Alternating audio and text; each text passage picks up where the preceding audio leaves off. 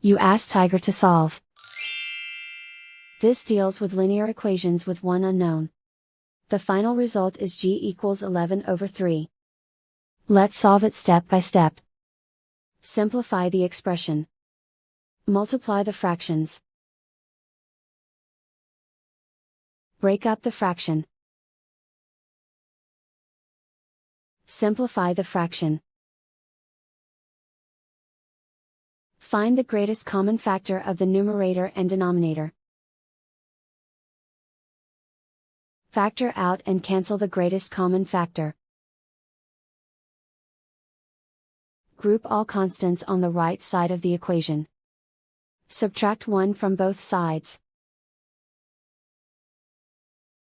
Simplify the arithmetic.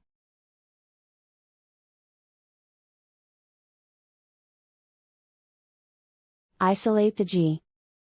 Divide both sides by 3. Simplify the fraction. And so the final result is g equals 11/3.